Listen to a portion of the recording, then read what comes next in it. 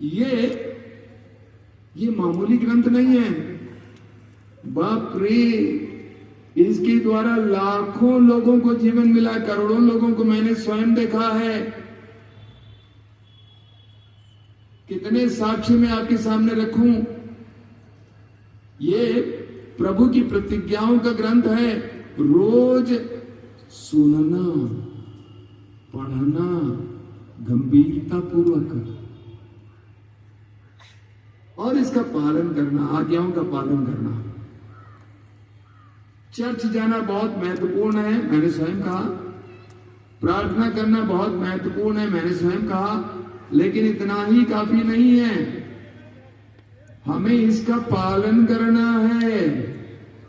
मैं लोगों से बोला करता हूं, ये बाइबल केवल पढ़ने और सुनाने के लिए नहीं है, प्रचार करने के लिए नहीं है, तो जीने के लिए है।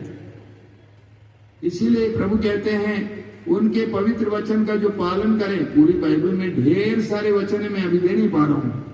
ढेर सारे वचन, विधि ग्रंथ को पढ़िएगा, ढेर सारे वचन आपको मिलेंगे जहां पर प्रभु कहते हैं प्रभु के आदेशों का पालन करो। देखिए मत्ती अध्याय 7 वाक्य 24 से 27 तक क्या लिखा हुआ है। मत्ती 7 24 से 27 तक प्रभु कहते हैं, जो मेरे इन बातों को सुनता है और उसका पालन करता है, वो उस बुद्धिमान व्यक्ति की तरह है जिसने अपने मकान को चट्टान पर बनवाया।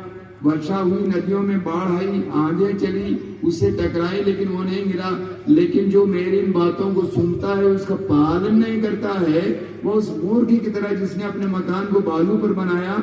वर्षा हुई, नदियों में बाढ़ आई, आंधी चली, उस मकान से टकराई और लेकिन वो मकान ध्वस्त हो गई। इस ग्रंथ की चर्चा करते रहो, दिन रात उसका मनन करो, जिससे उसमें जो कुछ लिखा है तुम उसका सावधानी से पालन करो। इस तरह तुम उन्नति करते रहोगे और अपने सब कार्यों में सफलता प्राप्त करोगे। हाँ, देखिए प्रभु कहते हैं कि संहिता की इस ग्रंथ की चर्चा करते रहो, दिन रात इस पर मनन किया करो, इसका पालन करो। इस तरह तुम अपने कार्य में सफलता, उन्नति प्राप्त करोगे और जो कुछ तुम करोगे तुम्हें सफलता मिलेगी। जो प्रभु का नियम हृदय से चाहता और दिन रात उसका मनन करता है, वह उस वृक्ष के सदृश है जो जल स्रोत के पास लगाया गया है, जो समय पर फल देता है, जिसके पत्ते कभी मुरझाते नहीं। वह मनुष्य जो भी करता है सफल होता है। प्रभु का वचन देता है, प्रभु का वचन देता है, जो सारे हृदय से प्रभु की सेवा करता है, प्रभु की सेवा करता है, उसकी सुनवाई होती है, उसकी सुनवाई होती है। Hallelujah, hallelujah, hallelujah. योजनाएं बनाता है, परिश्रम करता है, लेकिन उसकी सफलता ईश्वर पर निर्भर है। इसीलिए मैंने कहा तुम्हारे अंदर कृपा की कमी है, आशीर्वाद की कमी है। तुम्हें आशीर्वाद मिलेगा, तुम देख लेना तुम्हारे जीवन में क्या क्या होगा। प्रभु कहते हैं, तुम अपने प्रभु ईश्वर की सेवा करोगे, तुम अपने प्रभु ईश्वर की सेवा करोगे, वह तुम्हारे अन्न जल पर आशीर्वाद देगा, वह तुम्हारे अन्न जल पर आशीर्वाद देगा, और मैं तुमसे बीमारियां दूर रखूंगा, और मैं तुमसे बीमारियां दूर रखूंगा। हृदय से मुझे ढूंढोगे। तो प्रभु कहते हैं तुम अपने प्रभु ईश्वर की सेवा करोगे। ईश्वर की सेवा करने का मतलब क्या होता है?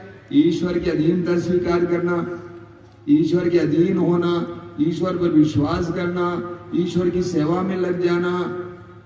प्रभु की ओर दृष्टि लगाओगे, उतना प्रकाशमान हो जाओगे, उतना तुम्हारे जीवन में प्रभु के अनुग्रह देखने को मिलेगा। कई लोगों के जीवन में समस्याएं आती हैं, मैं कहता हूं प्रार्थना प्रार्थना प्रार्थना प्रार्थना, घंटों प्रार्थना। तो मूसा को याद मालूम नहीं था कि उसका चेहरा इसीलिए चमक रहा था क्योंकि वो अपने ईश्वर से बातें कर रहा था। के द्वारा क्या क्या नहीं हो सकता है। प्रार्थना के द्वारा चमत्कार और चिन्ह प्रकट होते हैं। प्रभु की सेवा में लगे रहते हैं, उनको नई स्फूर्ति मिलती रहती है, नई नई नई शक्ति मिलती रहती है, और वे गरुड़ की तरह पंख फैलाते हैं। वे दौड़ते हैं लेकिन थकते नहीं, वे आगे बढ़ते हैं लेकिन शिथिल नहीं होते हैं। कौन? जो प्रभु पर भरोसा रखता है, जो प्रार्थना में प्रभु के सामने उपस्थित हो जाता है। बोलिए हालेलुया, हालेलुया, हालेलुया।